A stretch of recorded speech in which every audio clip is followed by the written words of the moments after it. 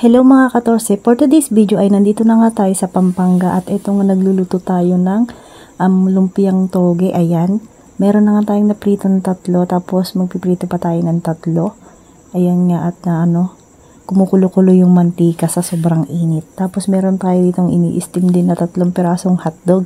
Tapos ito pala at nailuto ko yung mani kanina. Ayan, galing din to sa Nueva Ecija. O diba napakasarapang merienda, nilagang mani. Masarap nga to mga katorse, lalo na pag yung nilaga mo meron ng asin. Ayan, napakasarap.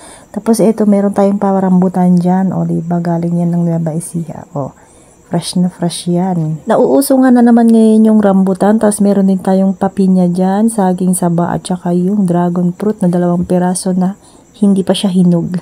Prutas ang for today's video natin mga katorse. Nandito nga na naman tayo sa Pampanga at mahihirapan na naman ako mag-isip ng i-content ko sa araw-araw. Napakahirap din mga katorse. Nandito nga pala ako sa likod tapos kinukuha ko yung dahon ng sili. Dahon ng sili pala yan mga katorse, ay puno ng sili. Ayan, kinukuha ko dahil ihahalo sa tinola. Masarap kasi siya mga katorse pag dahon ng sili tapos ang ilalagay mo ay papaya, hindi sayote. Ayun. Kaya mas masarap, mas mabango rin siya pagka dahon ng sili ang ating ilalagay. Tapos iba din yung lasa ng tinola, lalo na pag native ang lulutuin mo, napakasarap. Gumanda nga yung dahon ng sili natin kasi nga ay nag-uulan na. Ayan, kaya mabilis saringit or magdahon-dahon, mag-usbong ganon. Yun yung ibig ko sabihin mga katorse. Tapos sa likuran ko nga rin mga katorse, kung makikita nyo ay nagbagong usbong na naman yung mga dahong malunggay. Pero nung bago kami umuwi, pinagtatanggal ko nga yan. Ngayon nga ay marami na naman siyang dahon-dahon. Ayan na, lalago na naman ng todo. Kinuha ko na nga lahat ng pwedeng makuha sa talbos ng sili. Ayan, at napakadami. O diba? Pag binili mo din yan ay magkano rin, 15 pesos. Tapos pag bumili ka pa ay mapangit. Tapos ito na nga mga katorse yung ating tinola. Ayan, native na tinola, galing pa yan ng Nueva Ecija. Tapos yung papaya, ayan, o diba, napakabango, ang sarap ng amoy.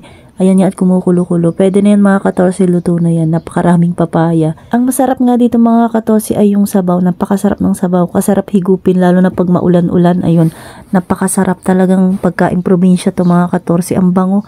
Umaamoy yung dahon ng sili tsaka yung talbos. Ang bango-bango niya. Tapos eto nga at dahil nandito na kami sa Pampanga, lalaruin na naman ni Ali yung sarili niya ng mag-isa. Ito na nagyaya siya sa playground. Kanina pa nga lang 3:00 ng hapon ay nagyayaya na siya kaso medyo mainit tapos wala rin naman tao dito sa playground. Tapos nga mainit din kanina, ngayon ay medyo na kulimlim. 5 PM na to ng hapon. Ayan.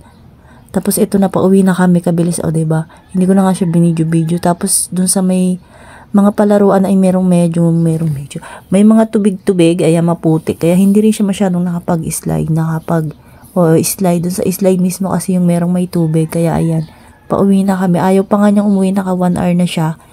Ayaw pa niyang umuwi, sabi ko magsi-6 na to. Madilim na, maggagabi na, tapos malamok. Lalo na merong mga na-stuck na tubig dahil nga paulan-ulan. Hindi ko alam kung bakit hindi nila ginagawa ng paraan yun. So yun lang mga katorse, bye bye, thank you for watching, see you on my next video.